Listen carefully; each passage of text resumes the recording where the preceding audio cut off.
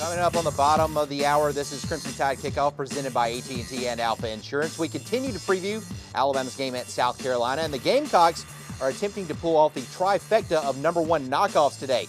On January 26th, the South Carolina men's basketball team knocked off the undefeated and then #1 ranked Kentucky Wildcats 68-62. It was a shocker to say the least. And then 5 months later, on June 22nd in Omaha, Nebraska, the Gamecock baseball team eliminated #1 ranked Arizona State en route to what you see here, the eventual College World Series championship.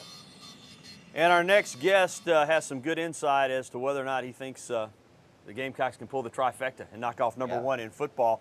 He knows all about South Carolina. Why not? He's the voice of the Gamecocks, Todd Ellis. He's also the host of the Steve Spurrier Show. If you follow college football, you know he set a bushel full of records as the Gamecocks starting quarterback back in the late 80s under Joe Morrison, and he's also an attorney. John, other than that, this is a talented guy. He doesn't have any credentials. This is a talented guy. Todd, how are you this morning? Hey, good morning, guys. It doesn't get any better than this. Gorgeous day in South Carolina. #1 RTR nation in town, and Gamecocks trying to get the biggest upset in the history of the school. So a lot of things on our plate today, but we're looking forward to it. Well, Todd, this is John. I'll start off. You know, you're around this program so much. How have the players bounced back? How have they responded in practice following their first loss of the season 2 weeks ago at Auburn? Every time you have a loss, as you guys know, you regret some of the mistakes that you made. But I think this one hurts the team worse than any at Auburn because they had the lead several times, and unlike Auburn on some occasions, they tried to give it to the Gamecocks, and we kept giving it back. And so I think it hurt. I think the bye week was very, very important for them to get over it psychologically. And then, of course, you need all the preparation to get ready for Alabama. But what I saw in the last 3 days of major practices at South Carolina before they kind of lightened it up was a very enthusiastic team, knowing they had to work quickly, knowing that they had to be in all of the right assignments, and what I would say would be a pretty good week of practice.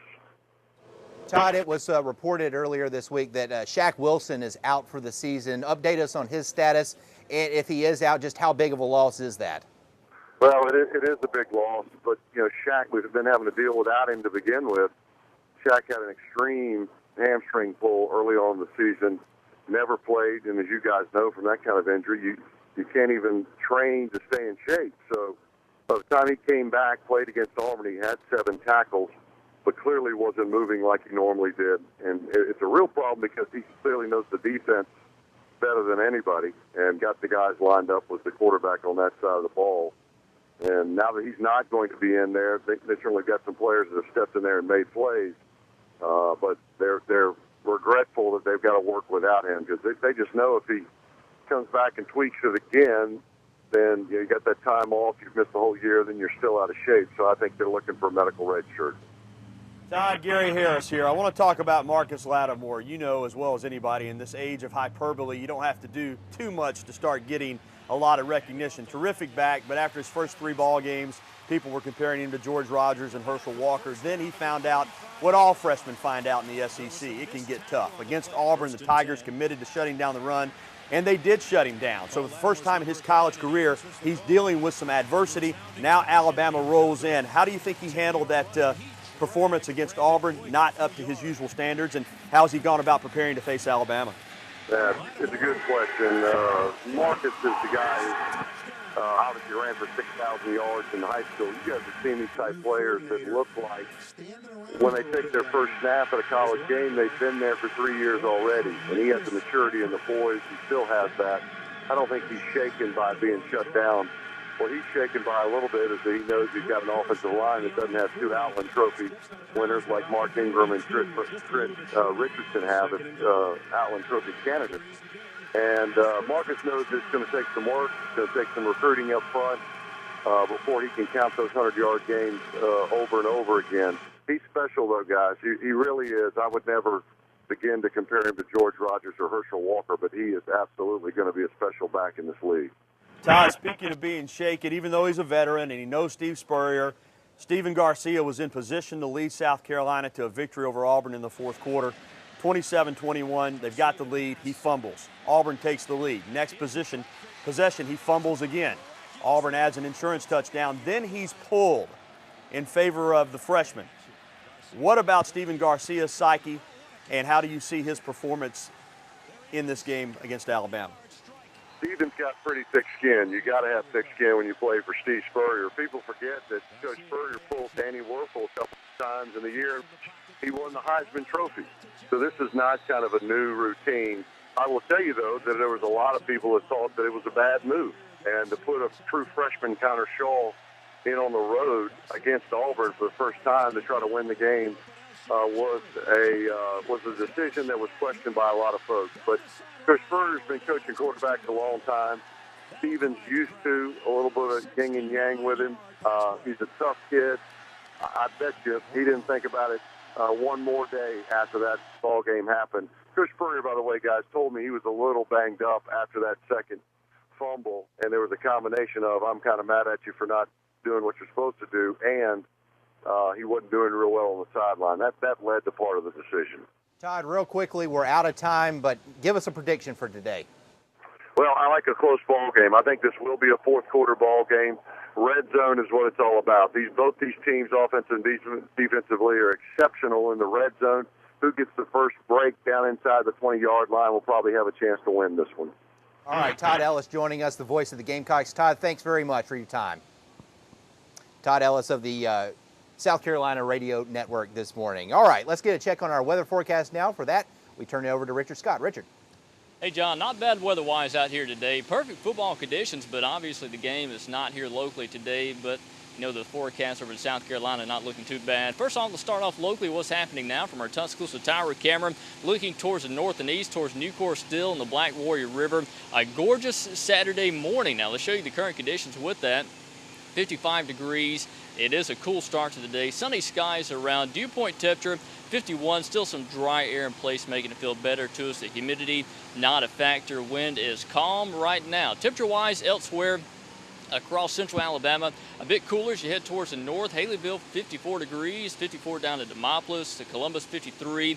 Many of us are in the upper 50s now. Birmingham already at 60 degrees. And, you know, we expand things out, give you a regional perspective. Columbia, South Carolina right now at 55 degrees. So we're pretty much the same right here locally as our friends over in Columbia, South Carolina. If you're heading towards the game, keep that in mind. The conditions looking good there. And satellite and radar, we can't buy a cloud right now. No rain to talk about as well. High pressure in place, keeping us dry with sinking air. Also a really dry air mass, so for the game and here locally we are looking good. So let's take you over to Columbia, South Carolina. Our forecast, 62 degrees, 10 o'clock this morning. By noon, temperatures approaching 75, and by the time we kick off this afternoon around 2:30, expect that temperature close to 83 degrees. John and Gary, some nice football weather for a change, and no rain to talk about. We got the SEC forecast. We'll take you around the SEC, several of the games, and I've got some good news for that as well. John and Gary. Thank you, Richard. And speaking of taking you around the SEC, that's what we're going to do next in terms of football. It's our SEC Roundup. Auburn finds itself in a similar position to a year ago. They were 5-0, but then they lost 3 in a row. Will they be able to avoid that midseason disaster this time around? Plus, how will the Florida Gators respond following their blowout loss in Tuscaloosa? We've got Urban Meyer's thoughts. You're watching Crimson Tide Kickoff. Time now for the part of the show where we go around the SEC, better known to us as our SEC Roundup. And we will begin, as we usually do when we go around the SEC, down on the plains. The Auburn Tigers, once again this season, find themselves 5-0. Last year at this time, an identical record, but then they went on to lose their next 3.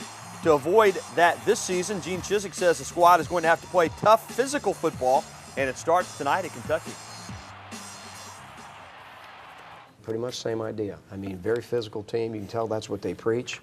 The Ole Miss game last week was extremely, extremely physical on both sides. And that's kind of, you can tell that's their way of life. That's what they believe in. Meanwhile, what about Kentucky? Well, they know what it's like to defeat Auburn. They did it last season to Jordan-Hare. First-year head coach Joker Phillips was on that staff. Now he is the head coach, and he says for Kentucky to win, it's all about doing the small things correctly. We know how to beat this team. We've done it, okay? And I think that makes our players feel a little bit more confident. But you got to do the little things, and the little things is the reason why we are 0-2 in the league. Down in the swamp, it's been a week of rebounding. The Gators were beaten down by the Tide last Saturday, Following the game, in the locker room, the team leaders stood up and spoke out. Some leadership really stepped up in there, but that's all. It's easy to stand up and say something. Now you got to be a grown man to back everything up, and so I'm anxious to watch. And what about LSU last week? Les Miles and company, terrible clock management again, but they were bailed out when Tennessee had 13 men on the field. They won the ball game, so they've got a 5-0 record and some momentum despite that interesting end last week against Tennessee. I don't in any way need to say who's responsible. It's my responsibility, and I can tell you that yeah, the thing that easily would have been said, let's clock it, and it needed to be said really well before. And while the Tigers celebrated the gift they were given, on the other sideline were the faces of disappointment and despair. Derek Dooley's bunch could have won, should have won, but since they didn't, they have no choice but to press on. There's only one thing you do, and that's you look in the mirror and see, is there anything that we could have done, that I could have done, that anybody in the organization could have done to change the outcome of the game. And this weekend, Dooley heads to Athens to face the school his father once coached, but Georgia has struggled this season, losing last week at Colorado. Still, despite a 1-4 record, Coach Mark Richt maintains his team is close to turning the corner. We're not far away. I mean, we're not far away from a much better record. As you said, maybe one play in this game and one play in that game, type of situation. And there is a look at your SEC Saturday schedule. All times you see listed there are Central Times. As we mentioned, obviously numerous times, Bama and South Carolina, a 2:30 kick. Auburn and Kentucky tonight, a 6:30 kick up in Lexington. Richard? Hey, Gary, let's talk about some SEC weather. The good news is, just like here locally in Tuscaloosa, many forecasts are looking good across the SEC. And let's start you off at Georgia. Tennessee playing Georgia today. Kickoff time 11:21 this morning. 76 degrees, a full day of sunshine. By the time we wrap things up, temperature should be approaching 83. Again, sunny skies around. LSU at Florida. Let's take it down to Gainesville. We're talking temperature 630, 76 degrees. Temperatures falling in the middle 60s by the time we wrap that game up. Clear skies in place. And finally, Auburn at Kentucky. Looking great as well. Sunny skies, 6:30 kickoff time, 75 degrees. Temperatures falling into the lower 60s by the time we wrap that game up. And John and Gary, a little bit later on in the show, we'll talk about our SEC forecast, or our game day forecast rather, over in Columbia, South Carolina. Well, thanks there, Richard Scott. Coming up, Alabama's defended the red zone as well as anybody in the country. We'll examine that great defense when the going gets tough. But up next, he can tell you how to hunt and fish better than anybody I know. But before he became the all-around outdoorsman, he played football for the Tide and Bear Bryant. We'll chat live with this man, Tommy Wilcox, get his thoughts on the game and a whole lot more. Stick around. This is Crimson Tide Kickoff.